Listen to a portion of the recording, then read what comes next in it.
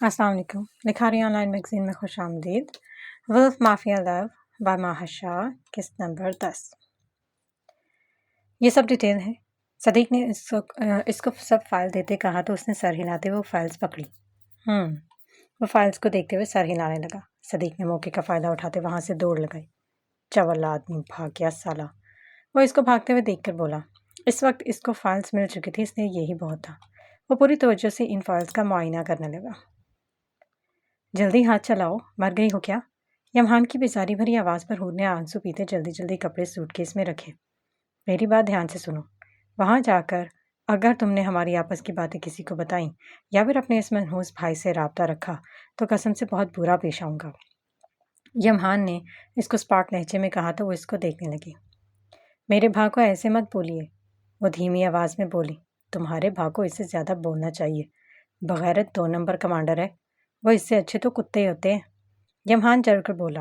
हूर ने शिकवा भरी आंखों से उसको देखा। यमहान ने सिगरेट का कश लगाते इसकी तरफ देखा। आंखों से आंखें मिली। इस सफाक दुरानी का हाथ लबों से लगाकर रह गया। सिगरेट तेजी से ख़त्म होने लगी। वो लबों से सिगरेट हटाना भी भूल गया। इसके जज्बात जागने लगे। माना कि कसूर इनका नहीं, मगर हुजूर, आंखें। हूर ने अचानक ही नजरें फेरी तो वो बड़बड़ा कर रह गया। सिगरेट को नीचे गिराते वो गहरा सांस भरकर रह गया। बहुत खतरनाक आंखें हैं तुम्हारी, लाइक अ स्नेक। यमहान इसके कान में सरगोशी करते झटके से बाहर निकला। हूर इसकी बात का मतलब समझने की कोशिश करने लगी। माजी। जैसे ही उसकी आंख खुली उसने खुद को एक साफ सुथरे कमरे में पाया। उठ गई तू? कब से इंतजार कर रहा था तेरा? वही बाइक वाला अंदर आता बोला। इसके चेहरे पर कोई तासुर नहीं था। वह चुप रही। अब कैसा फील कर रही है तू? वो इससे दूर खड़े होते हुए बोला। उसने सर हिलाया। चल, तेरे को तेरे घर छोड़ दूँ। वो टेबल से बाइक की चाबी उठाते बोला और बाहर की तरफ कदम बढ़ाया। क्या हुआ? तेरे को घर नहीं जाने का क्या? वो इसके हिस्से बरापना देखकर वो इससे बोला। मेरा कोई घर नहीं है। वो नम लहजे में बोली। क्या मतलब? क्या मतलब है तेरा? वो नासमझी से बोला। अगले ही पल वो फूट फूट कर रोने लगी। अबे क्यों रो रही है? वो बेचारा बौखला ही गया। देख, चुप कर और अपना आराम से अपने भाई को बता क्या बात है। वो इसकी हालत देखकर नरम लहजे में बोले और इसके सर पर शफकत से हाथ रखा। फजर ने अपनी सिसकी रोकते इसको बताना शुरू किया। जैसे जैसे वो सुन रहा था इसके तासुरात सर्द होते जा रहे थे। इन्हीं बेगैरत लोगों की वजह से लड़कियां अपनी इज्जत से महरूम होती हैं। घटिया लोग, इनकी माँ की आँख। वो गुस्से से बोला। देख, तू फिक्र न कर। ऐसे जरूर लोगों के लिए तो खुद को तकलीफ नहीं दे। आज से अपन तेरे साथ है। तेरे को कमज़ोर समझते थे ना ये लोग। अब तेरे को इतना मजबूत बनना है कि लोग तुझसे बात करते हुए भी डरे। बोल, साथ देगी अपन का? बनेगी बहादुर? वो एक अज़म से बोला। फजर ने एक पल के लिए सोचा और फिर सर हिलाया। गुड, अब देख तू। वो चमकती आंखों से बोला। और यहाँ से शुरू हुई दरक और फजर की कहानी। दरक ने दिन रात एक कर दी, इसको खुद ट्रेनिंग देता रहा। यहाँ तक कि वो इतनी एक्सपर्ट और एक्टिव हो गई कि पत्ते की सरसराहट से भी उठ जाती थी। दरक इसके लिए बाप से बढ़कर बन गया। यही वजह था कि वो इसके लिए खुद को कुर्बान करने से भी पीछे न हटती। ए बॉस, मुझे लग रहा है जैसे कुछ बुरा होने वाला है। प्लीज़ मत जाए। फजर की बात पर अरकम ने गहरी नज़रों से इसको देखा। मिस फजर, आज का कॉन्सर्ट मेरे लिए बहुत अहम है। आप जानती हैं सिंगिंग मेरा शौक़ और प्रोफेशनल ही नहीं, मेरा जुनून भी है। और आज मैं किसी भी हालत में नहीं रुक सकता। अरकम स्पार्ट लहजे में बोला था। लेकिन इससे पहले कि फजर कुछ कहते अरकम ने उसको चुप करवाया। खतरों से कब से डरने लगे हम? अरकम की बात पर वो लब भेज के। मैं आपकी फीलिंग समझ रहा हूँ मिस फजर, लेकिन मैं आपको बता चुका हूँ मेरी लाइफ में किसी लड़की या इसकी मोहब्बत की गुंजाइश नहीं है। बेहतर होगा आप पीछे हट जाएं, वरना तबाह हो जाएंगी एक तरफा मोहब्बत में। अरकम की स्पार्ट आवाज़ उसके दिल को चीर गई। वो कदम बकदम इसके करीब आए और उस पत्थर दिल इंसान की सर्द आंखों में अपनी आंखें गाड़ी। फजर सुल्तान हूँ मैं, प्यार में तबाह होने से लेकर बर्बाद करने तक का हौसला रखती हूँ। अरकम ने इसकी बात को दिल ही दिल में सराया। और मैं भी अरकम मलिक हूँ। फजर सुल्तान बर्बाद होकर भी दोबारा खड़े होने की ताकत रखता हूँ। अरकम मलिक ने हल्की सी गर्दन मोड़कर एक अदा से कहा और अगले ही पल हाथ में पकड़ा परफ्यूम इसकी गर्दन पर छिड़कता वहां से निकला। इसकी हरकत पर फजर आंखें मीच गई। मुझे इनके पीछे जाना होगा। वो खुद से कहते बाहर निकली थी। वो सब दुर्ग के बंगले में जाने के लिए तैयार खड़े थे, बेबे, अशरफ मियाँ और मिशल, जबकि फलक और चाहत यूं नहीं थी। इनको यमहान लेने आ रहा था। मिशल रात से चुप चुप थी। जो भी था वो एकदम ऐसी सिचुएशन से गुजरी थी, इसको नॉर्मल होने में वक्त तो लगना था। निक्सिक सा तैयार अरमहाम सीढ़ियाँ नीचे उतरते आया। उसने सब पर एक उचटती निगाह डाली। मिशल को देखकर उसने निगाहें फेरी। मामा जानी, उसने राबिया बेगम को पुकारा। मिशल समेत सब ने अखाड़ों कमांडर को देखा, जिसने सलाम करना भी गवारा नहीं किया था। हाँ बेटा, राबिया बेगम आकर बोली। इसी ही पल बेल बजी। उफ, मैं देखता हूँ। अरमहाम गहरी सांस लेकर बोला। बेबी, भैया आ गए हैं। मिशल की आवाज़ पर अरमहाम जो दरवाजे की जानिब बढ़ रहा था कुलस कर रह गया। 2 नंबर कमांडर आज ड्यूटी पर नहीं गया? यमहान ने ग्लासेस नीचे करते अरमहाम को सड़ाया। ओह, अब समझा। यमहान दुरानी के इस्तकबाल के लिए एक छुट्टी कर ली। यमहान ने दिल जले लहजे में कहा तो अरमहाम मजीद सड़ा। तेरा इस्तकबाल तो लातों और लानतों से करूँगा मैं। अरमहाम की बात पर यमहान बिलबिला कर रह गया। तमीज़ से बात कर और हट सामने से। यमहान ने कॉलर ठीक करते इसको पीछे धकेला। हूर गाड़ी में बैठी सब देख रही थी, लेकिन इसको बाहर आने की इजाज़त नहीं थी। गाड़ी के शीशे ब्लैक थे, जब भी अरमहाम को वो नज़र नहीं आई। हूर कहाँ है? अरमहाम ने पीछे से उसका कॉलर पकड़कर खींचा। वो वहीं रुका। साले खबीस आदमी, तुझ में तमीज़ नाम की कोई चीज़ नहीं है। पता नहीं फौज में कैसे भर्ती हो गया। और हूर मेरे पास है, तुझे तो मैं कभी मिलने नहीं दूंगा इससे। यमहान ने तिल मिलाकर उसकी नाक पर मुक्का जड़ा। आवाज़ें सुनते सब वहाँ आए। जैसे तू टाइकॉन बन गए आवारा होंडे। और रही बात हूर की, तो याद रख, तेरी बहन मेरे पास है। अरमहाम ने भी उसके मुंह पर मुक्का जड़ा। अशरफ मियाँ की बस हुई। उन्होंने एक एक छड़ी दोनों को मारी। जोरदार छड़ी लगने पर वो दोनों बिलबिला के रह गए। कब से तीतर बटेर की तरह लड़ रहे हो? बंदे दे पुत्र बनो। अशरफ मियाँ की बात पर दोनों ने मुंह बनाया। चलिए बेबे, यमहान ने खूनख्वार नजरों से इसको देखते बेबे को कहा। वह सब बाहर की जाने बढ़े। अरमहाम ने सर्द तासुरात के साथ बाहर की जाने बढ़ती मिशल का हाथ पकड़कर इसको जाने से रोका। मिशल ने शौक से इसको देखा। छोड़े, वो बेसाख्ता बोली। इन तीनों ने मुड़कर इसको देखा। यह मंजर देखकर यमहान का खून खोला। छोड़ मेरी बहन को। वो घुराया। तेरी बहन अब मेरी बीवी है साले। अरमहाम एक एक लफ्ज़ पर जोर डालते बोला तो यमहान ने दांत पीसे। देख कमांडर, देख ही रहा हूँ टाइकॉन, तेरी बहन की खूबसूरती को। यमहान ने उंगली उठाकर इसको वार्न करना चाहा, लेकिन अरमहाम इसकी बात बीच में ही काटते बोला।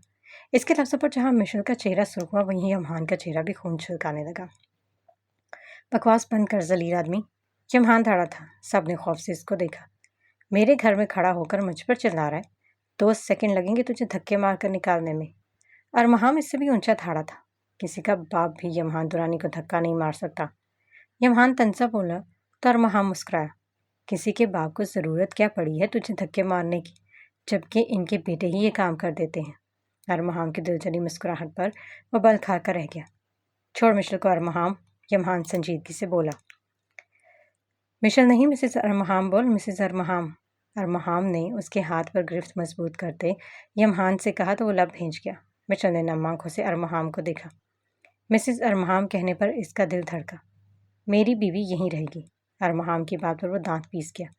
हाँ, मेरी बहू यहीं रहेगी। इस सारे अरसे में राबिया बेगम पहली मर्तबा बोली। बेबी ने एक नज़र सबको देखा। चलो मान, उन्होंने यमहान को मुखातिब किया। नहीं बेबे, मैं मिशल को लिए। इससे पहले कि वो बात मुकम्मल करता, बेबी का हाथ उठा और उसके चेहरे पर निशान छोड़ दिया। यमहान ने मुंह पर गाल पर हाथ रखते सुर्ख आंखों से इनको देखा। अरमहाम का चेहरा भी स्पाट हुआ। मिशल ने मुंह पर हाथ रखते चीख रोकी। जब से आए हो अपनी ही किए जा रहे हो। बीवी है वो अब इसकी। जब तुम इसकी बहन अपनी बीवी को लेकर जा सकते हो तो वो क्यों नहीं? बेबी का जब्त जवाब दे गया। यमहान झुटके से मुड़ा और गाड़ी की जानिब बढ़ा। ख्याल रखना बेटा, बेबी ने मिशल का माथा चूम कर कहा और नम आंखों से गाड़ी में बैठी।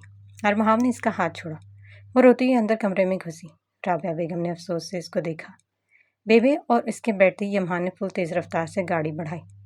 या अल्लाह, हूर डर से चीखी। बेबी भी दहल कर रह गई। उन्होंने गलती से इस पर हाथ उठा लिया था और अब वो पागल हो चुका था। मुसलसल आयतुल कुर्सी का वर्द करते वो शर्मिंदा हुई जा रही थी। मेम्बा तुम्हें याद कर रहा है, एक शख्स आकर बोला तो वर्जिश करते उसके हाथ रुके। एक तो तेरे मुंबा को सुकून नहीं, जहाँ मैं आराम कर रहा होता वहीं बुला लेता। अजीब तेरे मुंबा का स्क्रू ढीला है। वह बड़बड़ाते हुए चीज़ें सेट करने लगा। बेचारा डैनी आराम ही नहीं कर सकता। जाने कहाँ से अरीशा आती इसको चिढ़ाती बोली, जबकि शानी, वरना एक रपाटा मारूंगा, कान के नीचे दूर जाके गिरेगी। वो आंखें दिखाते हुए बोला, मैं ऐसा थप्पड़ मारूंगी तुम 10 दिन बिस्तर से नहीं उठ पाओगे। वो आंखें घुमाकर बोली, तो आजा, मेरे साथ 10 छोड़ 20 दिन भी नहीं उठेगा। वो आंखों में चमक लेकर बोला तो ऋचा की आंखें फैली। इतनी बेशर्मी की उम्मीदें उससे नहीं थी। बेशर्म आदमी, गंदे दिमाग की एलियन। वह फट पड़ी थी। एक दिलकश मुस्कुराहट इसके लबों पर आई। ए, सुनना सटकेली, वो बोला तो अरीशा ने इसको देखा। बोलो, वो आंखें छोटी करते हुए बोली, जैसे इस पर एहसान किया हो। एक डांस दिखा ना, अपनी पतली कमर का जादू दिखा।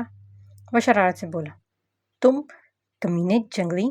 वो चीखी, आज की रात मज़ा हुस्न का आंखों से लीजिए इस सॉन्ग पे। वो दोबारा भी बाकी से बोला तो इसका मुंह सुर हुआ। बेशरम हो तुम, तुमसे तो बात ही नहीं करनी चाहिए, शाउडी कहीं के, एलियन के मुंह वाले। वो बुड़बुड़ाती वहां से निकली। शानी, अकल से पैदल है, लेकिन एक बात तो है, बंदी मूड फ्रेश कर देती है। वो इसके जाने के बाद लब दांतों में दबाया अपना हाथ बालों में फिरते बोला और मिम्बा के पास जाने के इरादे से आगे बढ़ा। तुराब आजा, अब अरकम की बारी आ गई है। रोहान जो कैंटीन में बैठा चीख कर तुराब से बोला, जो औजाला के साथ हंसी मजाक कर रहा था। वही मैं अभी आया। तुराब चीखा। कैंटीन में मौजूद सबने इसको देखा। अगले ही पल 3 कुर्सियों पर तेजी से जम खाने के बाद कलाबाजी खाते हुए तुराब के सामने बैठा था। फलक चाहत के साथ साथ सब मुंह खोले इस बंदर को देखने लगे जिसने 30 कदमों का फासला सेकंड्स में तय किया था। तुराब ने सबका रिएक्शन देखते हुए कहकहा लगाया।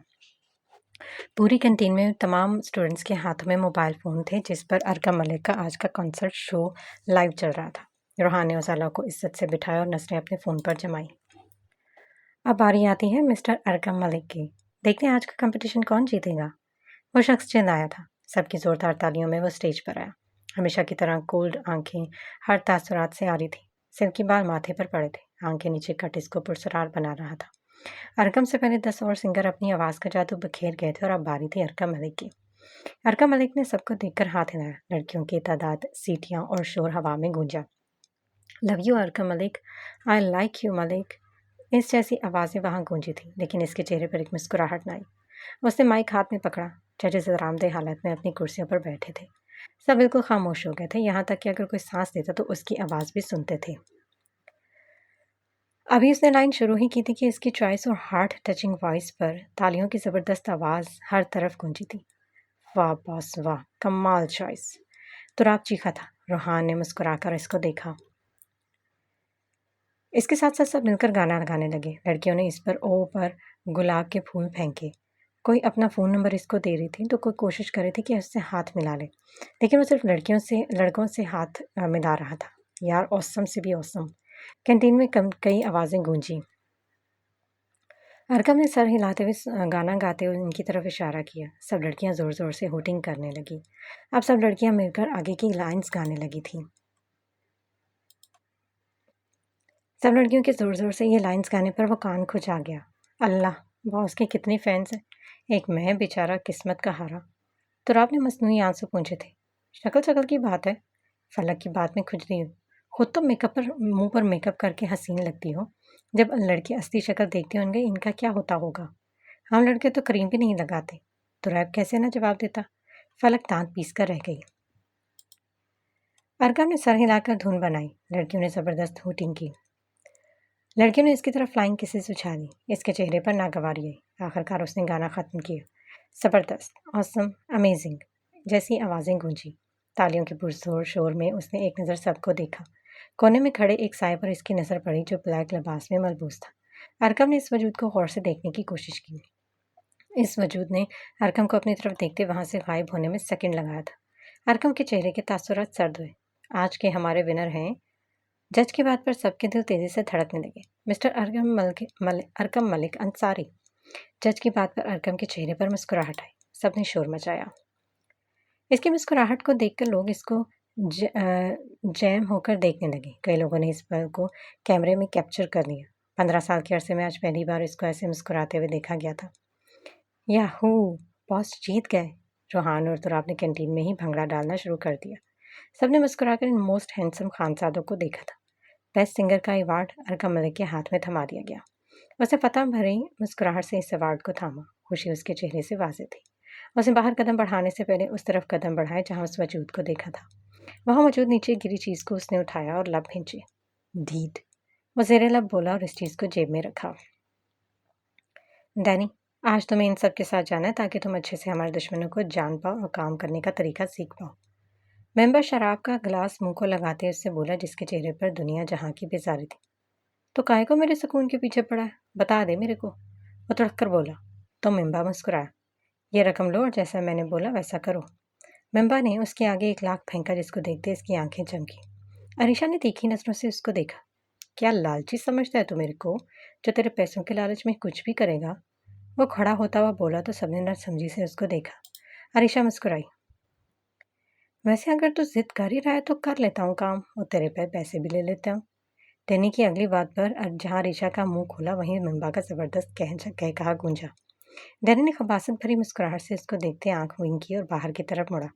मुड़ते ही उसका चेहरा खतरनाक हद तक स्पाट हुआ। अरीशा ने सबकी नज़रों से बचते तमाम रिकॉर्डिंग कमांडर के पास शेयर की और डैनी के पास जाने का सोचते वो मिम्बा से बात करने लगी।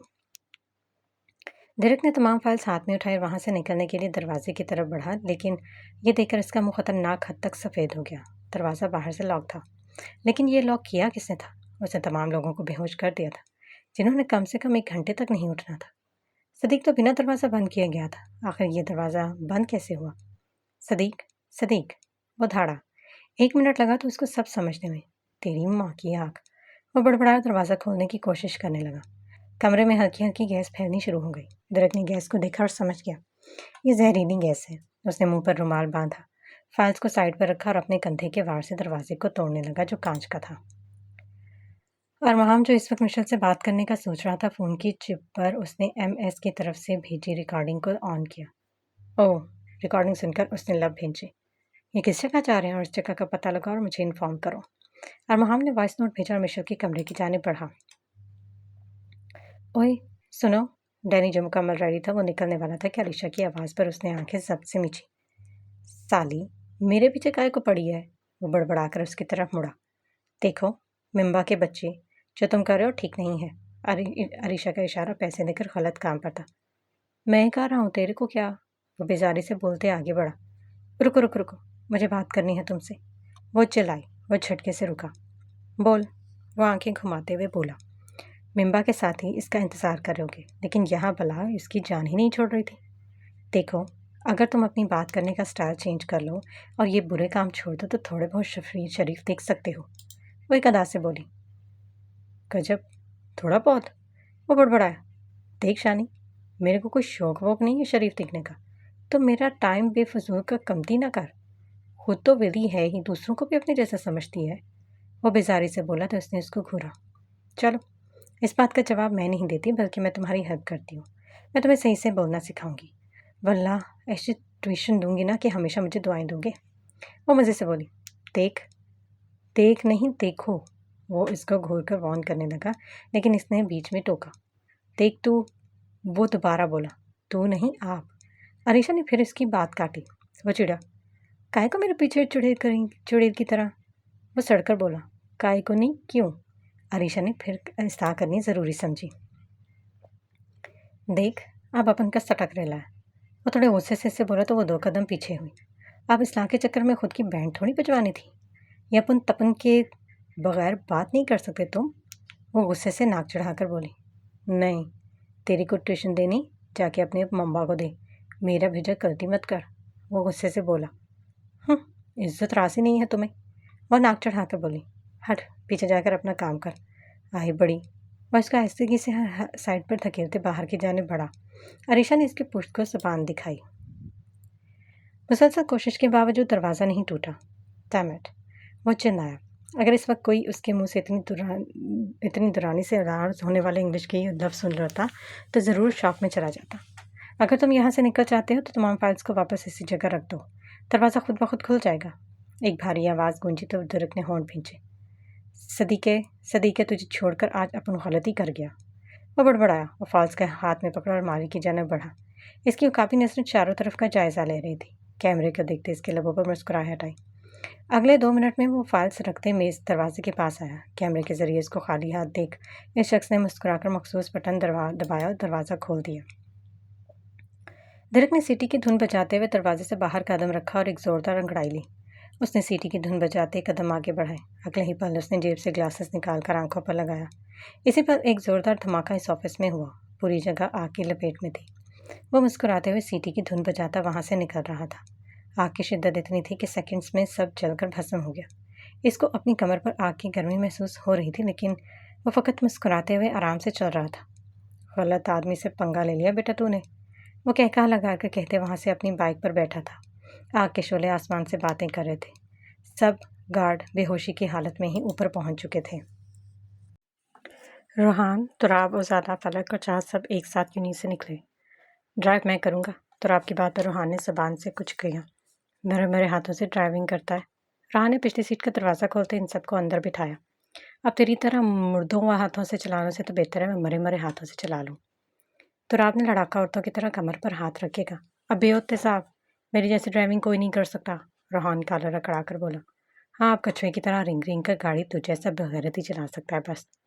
तुराब ने नाक चढ़ाकर कहा। फलक ने सबसे आंखें बंद की। जा फलक, इनको बहुत जल्दी चले। चाहत ने मुस्कुराहट दबाकर इनसे कहा। फलक दरवाज़ा खोलकर नीचे उतरी। आप दोनों लड़ लो, ये चाबी मुझे दो, मैं ड्राइव करती हूँ।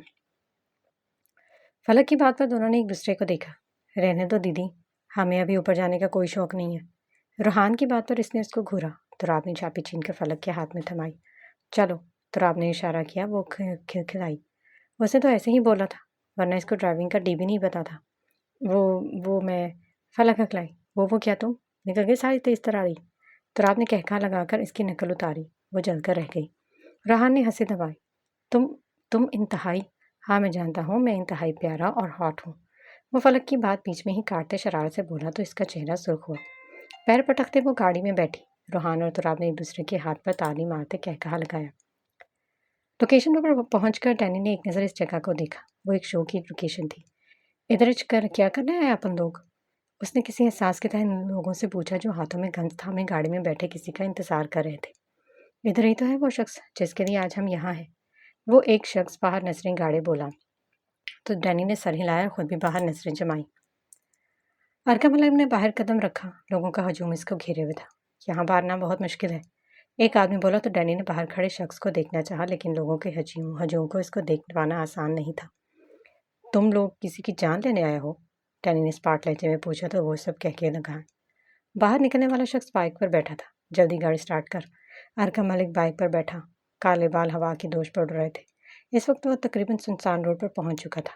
इसके चेहरे पर मुस्कुराहट थी। बेस्ट सिंगर अवार्ड इसके साथ था। गाड़ी शार्ट रास्ते से उसके आगे चलने लगी। टारगेट लॉक हुआ।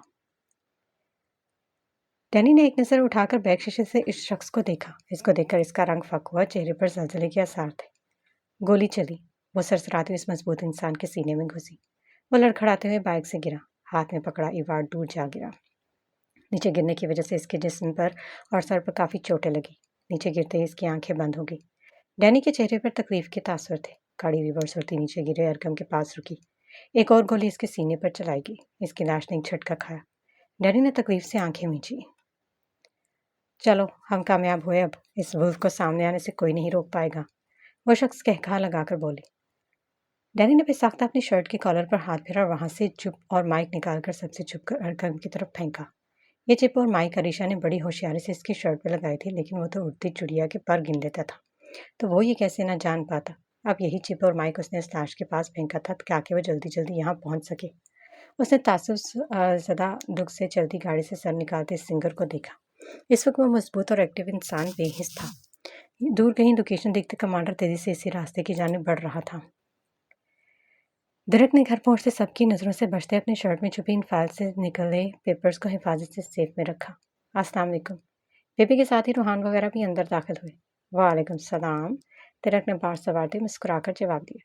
बेबी के आगे सर झुकाते हुए अपनी मासूम की बेबी की तरफ बढ़ा। तो ठीक है, वो इसको सीने से लगाते बोला। सुकून की एक लहर इसके वजूद में दौड़ी थी। कुछ तो ख्याल करो सिंगल लोगों का।